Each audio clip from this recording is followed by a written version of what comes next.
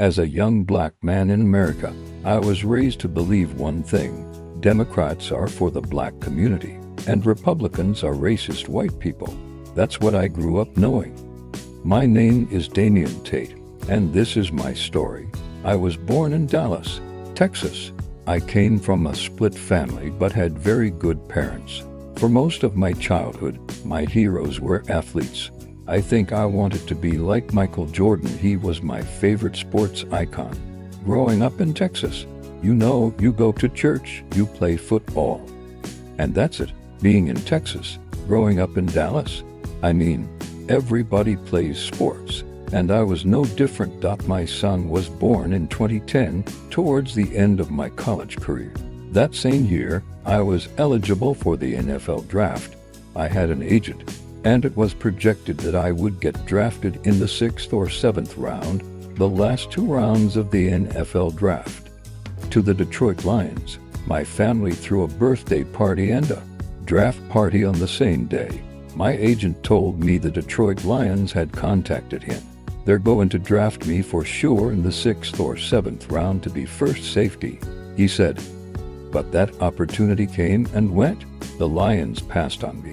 They decided to pick another player, and I was devastated. I cried like a baby. I had to make a crucial decision. Okay, now that I've put an X on the calendar, where do I go from here? So I decided to do a ride-along.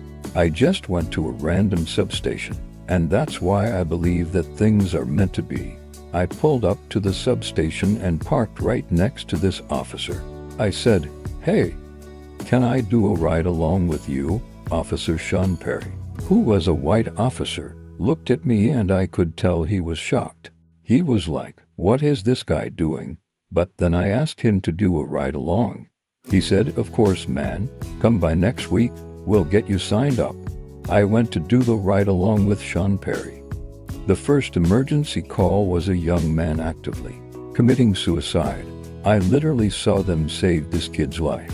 He was actively cutting his wrist at a table at the back near the kitchen of a small studio apartment.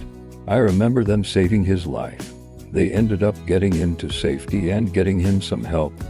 When we got back in the car, I remember Sean resuming the conversation we'd had before the call. He was asking me about my family, talking about my mom and dad.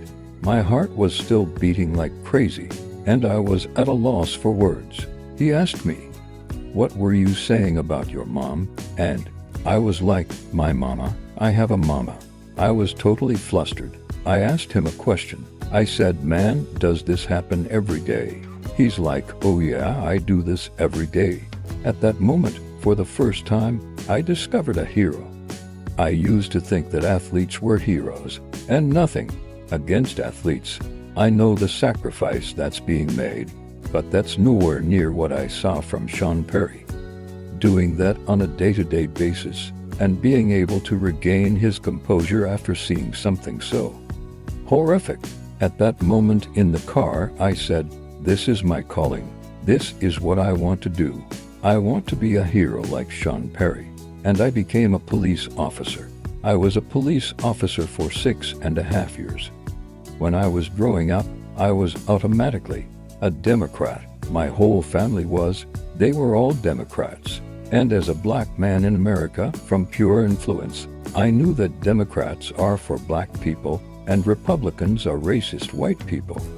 That's what I grew up knowing, and it held true even when I was a police officer. When I first got on the police department, but I began to be challenged by other police officers. Some of them were my friends who loved me, cared about me, and knew me better than just by anybody else. And they would always tell me, "Okay, look at what this side is saying, the Democrat side. Look at what they stand for. Is that what you stand for? You're a Christian. You believe in this. You believe in this. That's not what they're saying."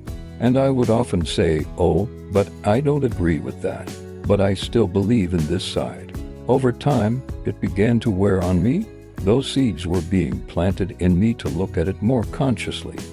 Barack Obama began to say things that were degrading. and damaging to the image of law enforcement in America with Michael Brown and with the police officers that arrested a guy. I think he was a professor at Harvard or something. They arrested him because it appeared that he was breaking into a house. It happened to be his house, but the police officers didn't know that, and Barack Obama didn't verify that. But the first thing he said is that those officers were acting stupidly. I physically saw the reaction of the community from the things that he was saying. People were beginning to attack us. People, especially African American people, would say, "Man, you pulled me over because I'm black. Man, y'all are just out here doing whatever." And they were hearing that directly from the commander-in-chief at the time. It broke me from that blind loyalty to not being open-minded. I said, you know what? I will never support anybody who will not stand behind men and women who wear the uniform. And that's what caused me to just be more open to saying, let me look at both sides and not just stay on one side when it comes to politics. I'd never met a racist police officer, ever. I've never known anyone that I even thought was a racist. It's very difficult to be a racist police officer, given the fact that you can't monitor who you go and serve with your life. And all of us police officers, whether you're black, white, male, or female, we all worked as a family. I would die for any one of those police officers, no matter what color they were. And the white police officers in our department would die for me in a minute. They would defend me harder than anybody else. I'll never forget the scenario with a young officer. He was fresh on the police department. I had a couple of years on him. We went to a call about a white supremacist or white nationalist, something that he was. And he did not want a black man taking his black police officer to be at his call. We show up, he says, I don't want the black man here. I just want the white officer. And my friend, he's my friend. We got close after that. He tore his behind up. I mean, I almost had to step in the middle of him. He said, how dare you say that to my fellow police officer? We'll leave. We won't serve you. You're a piece of crap for saying that. And I supported that. And he and I became close friends. I never had a negative racial interaction with any of the police officers I was a part of. A lot of policing in America has nothing to do with race. It has everything to do with behaviors. People fail to realize this because they're ignorant and they have an agenda. The advice that I would give the younger Damian Tate is to first build your relationship with God. That's the most important thing you can do. And secondly, believe in yourself and dream big. People are going to consistently try to put you in a box, tell you what you should think, tell you where you should go, but you have to understand that you're an individual. Just like you have an individual fingerprint, you are an individual person, and you have your own mission in life. You have to follow that mission. Don't believe in this oppression. Don't believe that you live in the worst country on planet Earth. America is the greatest country that we have ever seen. You have an opportunity to be whatever you want to be in this great country. Have integrity, work hard, and never let anybody stop you, and you will be successful. If this story resonated with you, please give it a like, leave a comment with your thoughts, subscribe to the channel, and hit that notification bell so you don't miss our new stories.